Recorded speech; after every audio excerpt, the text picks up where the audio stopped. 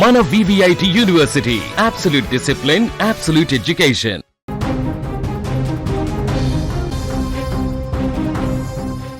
అల్లూరి సీతారామరాజు జిల్లాలో ఘోర కలకలం రేగింది. భరోసా పార్టీ వ్యవస్థాపకుడు పాస్టర్ అభినయ్ దర్శన్ పై గుర్తు తెలియని దుండగులు అత్యంత దారుణంగా దాడికి తెగబడ్డారు.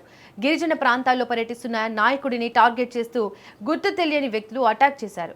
కారును అడ్డుకొని మత ప్రచారం చేస్తున్నారంటూ అడ్డగోలుగా నిందలు వేస్తూ కర్రలు, పదునైన ఆయుధాలతో ఒక్కసారిగా విరుచుకుపడ్డారు. ఈ కిరాతక దాడిలో అభినయ్ దర్శన్ తీవ్రంగా గాయపడి ప్రస్తుతం ఆసుపత్రిలో ప్రాణాలతో కొట్టుమిట్టాడుతున్నారు. ఈ ఘటన గూడెం కొత్త వీధి మండలం మొండిగెడ్డ పంచాయతీ పరిధిలోని నీరుతోటపాలెం గ్రామం వద్ద చోటు చేసుకుంది.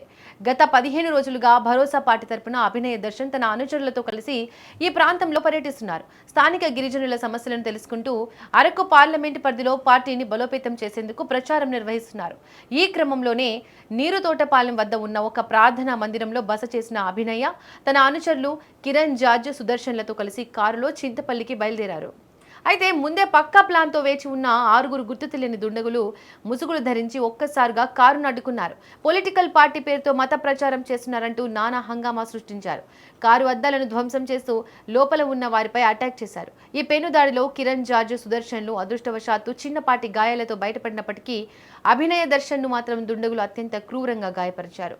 తీవ్ర రక్తస్రావంతో పడిపోయిన ఆయనను స్థానికులు, అనుచరులు హుటాహుటిన చింతపల్లి ఏరియా ఆసుపత్రికి తరలించారు. తాము కేవలం గిరిజనుల కష్టాలు తెలుసుకోవడానికే వచ్చామని, గత 2 నెలలుగా అరకు ప్రాంతంలో శాంతియుతంగా ప్రచారం చేస్తున్నామని క్షతగాత్రులు ఆవేదన వ్యక్తం చేశారు. ఈ దారుణ ఘటనపై పోలీసులు కేసు నమోదు చేసి దాడి వెనుక ఉన్న అదృశ్య శక్తుల కోసం గాలింపు చర్యలు మొదలుపెట్టారు.